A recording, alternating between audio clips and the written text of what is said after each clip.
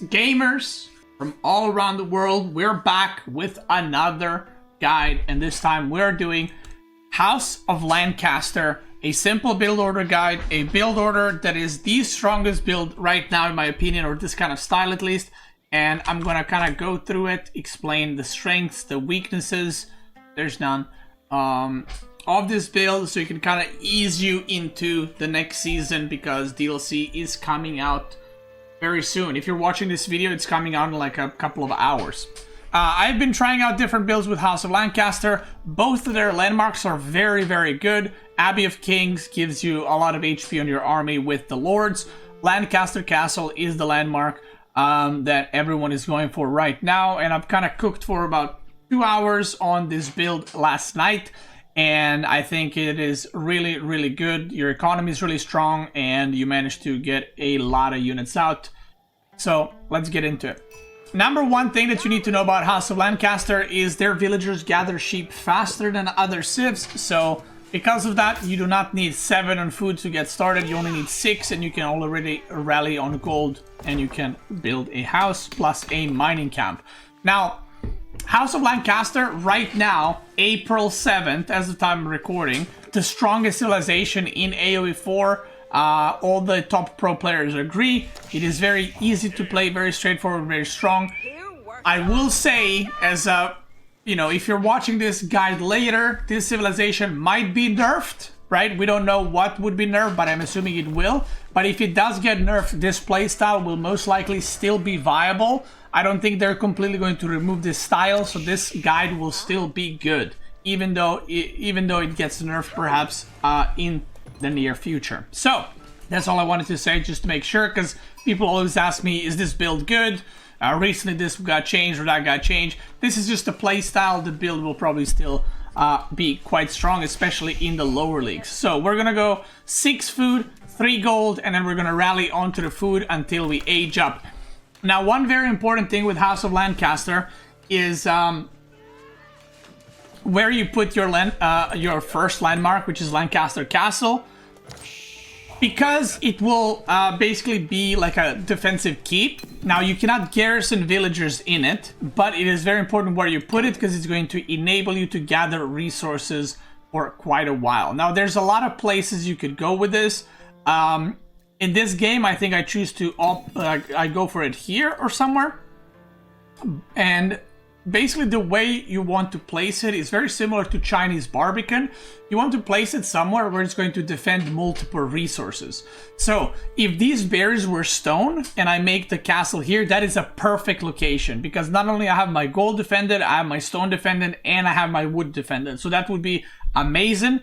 Now, sometimes you'll have like double deer pack, or sorry, 1 deer pack here and maybe like a stone or gold here, so you can put a keep right there in order to protect deer pack, both woodlands and stuff like that. Another place I could have placed it at would be in the back here, so I could have placed the landmark right here, and that way it defends the gold and the stone. So this is something you're gonna have to play around, experience, you know, see what works, what doesn't work, and kind of just go on from there. But the best case scenario is if you can somehow get both stone and gold under the landmark protected. Another place I could have put it is here, and then maybe do a tiny wall here so that I get this stone, this gold, and kind of both woodlands. The reason it's important where you place the landmark is not only because it will protect your villagers that are mining gold or stone. You can also make manors, and if you make manors, which is their income buildings, kind of like a Malian cow boom, if you make manors around it, this landmark will give it 500 HP for a manor and arrow slit emplacement.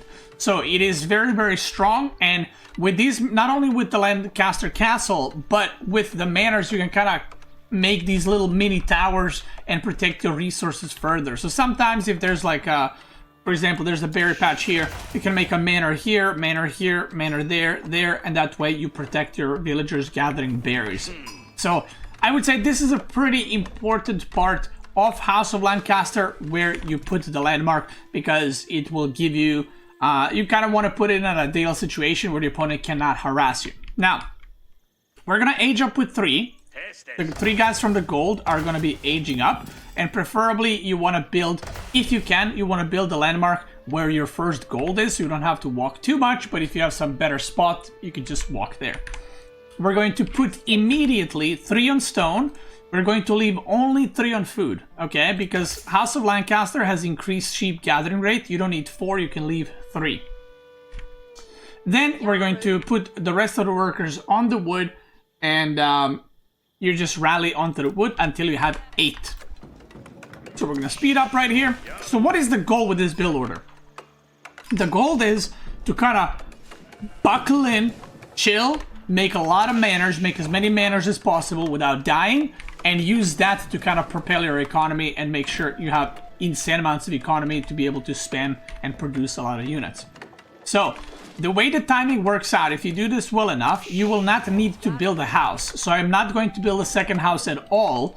What I am going to do instead, this is why we're aging up with 3, I'm going to immediately after aging up build a manor, because manors also give you 10 population. Now, manors give a lot of free income, which I suspect will get nerfed in the future, but once again, even if it gets nerfed to whatever amount, it will probably still be very good because of how easy it is to get to that passive income that doesn't require you villagers, it doesn't require you to go around the map, gather food, wood, whatever else. So, yeah. So the moment I age up, you can see 18 out of 20, 19th villager pops out, so you have a little bit of time to build this, and I am building it currently with 2 workers. You can also build it with 3, it's no big deal. So the worker split is very weird. I mean, it is a new civilization, it's a variant civ, but it has no similarities with English except their villagers have short bows and their ships are 10% cheaper to produce like English. Other than that, they do not have any similarities. So the build is a little bit different. It's going to take a couple of games to get used to, but once you do, it's going to be super smooth and super crisp build. So we have 3 on food, 8 on wood, 3 on stone, and now we're going to rally onto the gold. And we're going to rally a lot of workers on gold. It might even seem like it's too many, but it's not. I have tried this build, like I said, for like 2 hours to try get the best optimization I could, and this is what I came up with. So as you can see, 19 out of 20, it's 20 out of 20, but the villager is still building.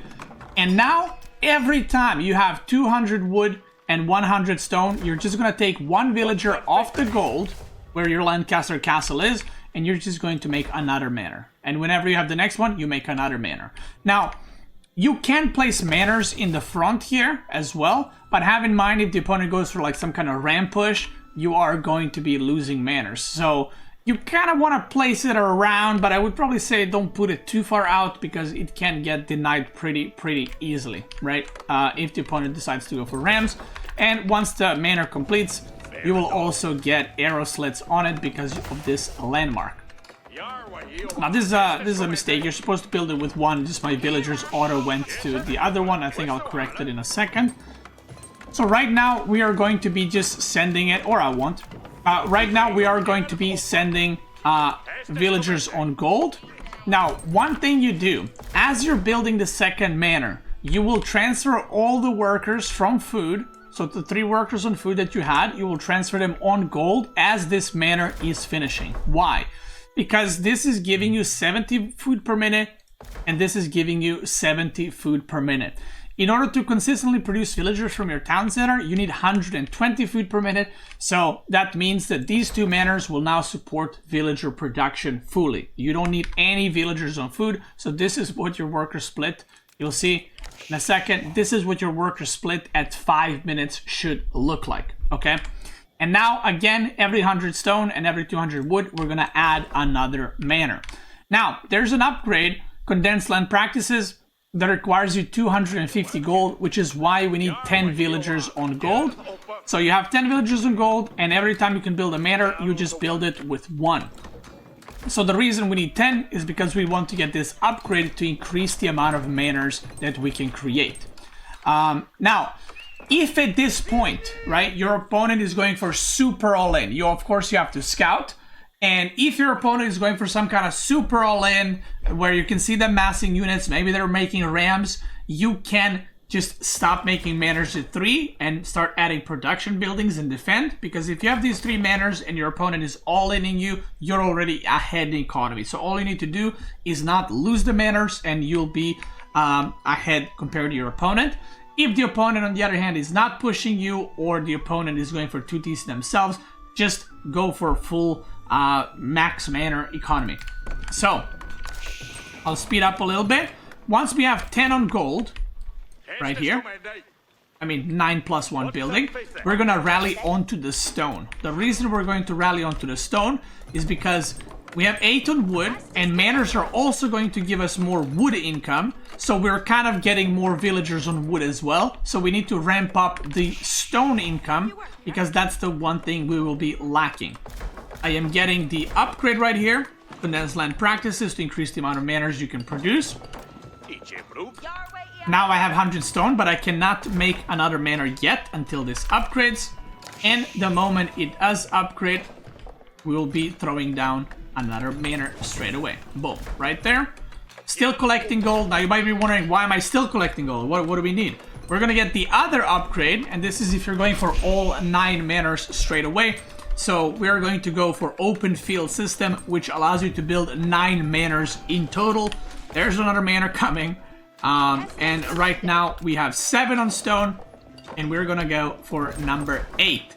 We're almost at 350 gold, and once we get that, and once we get enough wood, we're going to upgrade this so we can go up to 9 manors completely or totally. We're mining with 8 on stone, and the time you want to stop gathering stone is when you click on the stone and there's only 300 remaining. That's when you stop, okay? That's when you stop. Now, we have tried defeating this at high-level games with pretty much every civilization by trying to out-boom it, trying to go 2 or 3 or 4 town centers with China or Abbasid. This is better than those things because you can produce so many units so much earlier on. But once again, if the opponent is all-inning you, you have to make units, just like any other build in any other game. So, here we go. I'm making 6th manor. I'm about to get the upgrade. And once again, when this stone is 300, we're going to pull away the villagers, and they're going to go on food. We have 10 on wood right now. 10 on wood, 10 on gold, 8 on stone. That is the split. I'm going to speed up a little bit. And I think I will rally onto the wood until 12. Because as you're slowly aging up and macroing up, you also want to make sure you add production so you don't fall behind. 296, as you can see, add 300 stone extra, and then we'll be popping more manors. Now, the reason this build will be super strong in lower leagues is because lower league players will not know how to punish this. It is already very difficult to punish this in high level, so I think players in low leagues are gonna struggle to prevent this quite a bit. So abuse it while you can. So this is the worker split. 8 guys from stone are on food. We're rallying onto the food. 12 on wood and still 10 guys on gold. Manors, we got 9 right now. Now, the last one, this is optimization, but the last one you want to put 2 or 3 villagers because these 2 are almost completed. The other manors are completed. So we're going to start Muster the Nobles, which spawns 2 Levy Demi-Lancers and additional 1 Demi-Lancer for each manor. So you want to speed build this one with 2-3 villagers, so when this upgrade finishes, you get 2 Demi-Lancers plus 9, because you get 1 for each manor. So even if you are getting pushed at this point, or even if the opponent aged up and is trying to take relics, you actually have an immediate big army to harass your opponent or deny them relics or defend yourself. Another important thing is if the opponent is going to town center, this is very, very strong because it allows you to have basically budget knights. They're not as strong as knights, but they're kind of budget knights, but it forces your opponent to make spearmen. Otherwise, they're going to be taking a lot of damage, but your plan is to not go into any cavalry after this. Look at this. 11 Demi-Lancers pop out. Again, their damage is not as good as knights. It's like almost 1/3 of what knight is. But with 11 of them, you can do insane economic damage and force your opponent to play defensive. And if you look behind this, this is the worker split right now. 12 wood, 10 food. We got 12 on gold. You guys can always pause the video and see where the workers are going and stuff like that. Age up is almost there, so the build, look at this, double archer range, double barracks coming up. The build is very, very strong. We have a 933 castle age up with 9 manors. Each manor is giving you 115 resources per minute, which is, let me do quick maths. 150 resources per minute times 9 is 1,035 resources per minute passive at 933 into the game. And it's also like a mini fortress because they all shoot arrow slits. So I am 99.9% sure this will get nerfed in the future. Maybe not to the point where it's unplayable, but it will probably get toned down a little bit. But even if it gets toned down, it will still be a viable build. So right now, we're gonna make blacksmith. We're getting barracks. Let me just see when the replay ends, just so it doesn't end. Okay, we got 13 minutes. Okay, we got 3 more to go. So right now, what we're gonna be doing is we're gonna be getting some upgrades. Now, what King's College does, you have option between 2 landmarks in Castle. You have the White Tower, which if you're getting all in and you're about to die or something, you can just go for White Tower and make sure you don't die. If you're all good, you're chilling, you're slowly building up your eco, go for King's College because it reduces all technologies, all eco and military technologies by 15%, and there's unique upgrades in it. Now, you might be wondering, is it worth to wait with these upgrades before upgrading them? This one is too cheap, so it doesn't really make a difference. But even stuff like double broadaxe, 15% on 150 resources is not that much. So it is not worth to just sit there and wait. Just start getting your upgrades slowly, and you're not gonna get crazy amounts of value. I think it's even worth to go for +1 range attack here, because again, this one is pretty cheap. So you're not going to save crazy amount of resources, but it might be very important if you're defending or attacking. Now, Yeoman, Spearmen are making. If you're getting rushed, by the way, this is a very strong upgrade. If you're getting rushed by men-at-arms at this point, or even knights or any armored units, you can quickly upgrade Billmen, which gives your spearmen attack that reduces enemy armor. Now this upgrade is really strong. -2/-2 armor is crazy good. There's a lot of things about House of Lancaster that might get toned down in the future. Let's just say that, because a lot of things are very strong. So 9 manors, as you can see, my income is really good. I have 700 food per minute, and that's just from manors. I had no villagers on the food until just now. So once I age up, you can see I'm starting the more expensive upgrade like wheelbarrow. I have enough resources for specialized mining pick because I didn't have beforehand. You want to start upgrading your yeoman as fast as possible. And in general, the unit comp you want to go from here is spearman yeoman. Right now, that is just a very good comp against everything because they work together really well. Spearmen obviously counter cavalry. They debuff the enemy units with -2/-2 armor, and then your yeoman can do a lot more damage to them as well. So it's not only like a good thing for spearmen, but it's a very good thing for your yeoman, which is basically their longbows, right? Yeomen also have extra movement speed compared to normal archers, so you can kite your opponent really well. So once you get all these basic upgrades, such as +1 range attack, +1 ranged armor, +2 range attack, +2 ranged armor, you get the first economy upgrades. You get your wheelbarrow. I'm making monastery right now, so you can see I'm just going for everything at the same time because economy is really good. Another thing you might be struggling with House of Lancaster is just spending the resources because you have such a crazy income for this point of the game. You might be struggling a little bit, but again, that's where the practice comes in. So I'm just printing units non-stop. As you can see, my economy is great. If at any point you see that you have too much of one resource, like let's say, you have 600 or 700 food, just grab 5-6 workers, just send them to food or gold, whatever you need. Now, right now, this is my worker split. The reason you need 18 on gold is because we have skipped basically all the upgrades, so we want to get as many upgrades as possible. But if your unit comp is going to revolve around yeoman and spearman, you actually are not going to need a lot of gold for unit production. So once you get your +2/+2, once you get your wheelbarrow, tier 2 economical upgrades, once you get your monks and maybe some of these unique upgrades, I would suggest only leave 5, 6, 7, 8, something like that on gold, because you're just not going to be using gold to produce units because you're producing spearmen and yeomen, which are wood and food.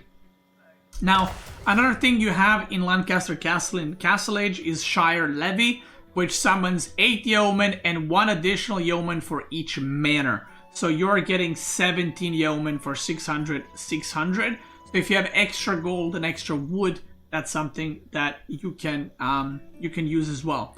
Now, if you're wondering, should you ever go to Town Center with House of Lancaster? In theory, if you want to be super giga greedy, you can go for this exact thing, except before that, add a second TC and then do all of this. I simply don't think there's a need for it, because your economy is already very, very strong, and House of Lancaster in Imperial requires way less villagers than other civs. So making a second town center and booming your economy so hard you get to like 100 villagers is just not needed in the long run. So this way you're going to have way, way more units, and if you look, the amount of units that I have is really, really good right now. Another good thing about these guys, the Demi-Lancers, they don't have an upgrade. You cannot upgrade them in stables to like veterancy. So when you age up, if you didn't lose them, they will actually get aged up to veteran Demi-Lancers as you age up in castle. From these upgrades, if you're doing this specific style, if you need stronger trebuchets, you can go for Warwolf Trebuchet upgrade. That's going to increase the range. If you have too much gold and you don't know how to spend it, or you're trying to spend it, you can go for Burgundian. I don't know why I can't pronounce that. Imports, which actually reduces the hand cannoneer cost by 25%, which is gold and food. And then it also allows you to make them in Castle Age, which is very, very strong. So if you have a lot of gold, you can upgrade that, and then your hand cannoneers cost 90 for the rest of the game. And then last but not least, this is another upgrade you can get. It basically buffs all your units for the rest of the game, but their bonus damage. So if you click on Yeoman, you're not going to upgrade the longbow damage. You will basically get 20% on the +5 versus light melee infantry. It's going to be +6. So same thing with spearmen. You're not going to upgrade their spear damage, but their damage versus cavalry units and elephants, right? So that's how that upgrade works. So that upgrade is very expensive. You do want to get it at a point, but you do not need to rush it. From here on out, you can put a lot of pressure on the map. You can attack your opponent. You can micro your army very similar ways to English. And another thing, synchronized shot is very, very strong, because if you have over 20 yeomen, you can completely wipe out like 10, 20 units at a time if you're hitting on the blob of enemy units, because it's a skill shot. And because it activates almost immediately, it is very hard for your opponent to dodge the synchronized shot. And that's pretty much it. As you can see, I'm just getting all the upgrades, everything I can, spending my resources as best as I can. You can also add Earl's Guards, by the way. Earl's Guards for House of Lancaster are very good. That's basically their men-at-arms. And what they do is they have like a dagger they throw before they attack, similar to Donzo from Malian. So they're very, very good. But like I said, Spearmen and Yeomen just work so well together that you kind of don't need men-at-arms or Earl's Guards, but you can vote for them. That is pretty much it. That is even though it's a simple Lancaster build order guide in terms of there's not a lot of strategizing or what do I do and how do I play it or how do I switch it up. It is very straightforward build. Like I said, it is very hard to punish, and I think it'll be extremely powerful in the lower leagues. So there it is. That will be the very first House of Lancaster build order guide. At some point, We will be doing a guide for the other landmark for Abbey of Kings and maybe 2TC Abbey of Kings. We'll see. If you're watching this on YouTube, thank you so much for watching. I appreciate it. Check me out on Twitch. I'm probably live right now. If you're watching on Twitch,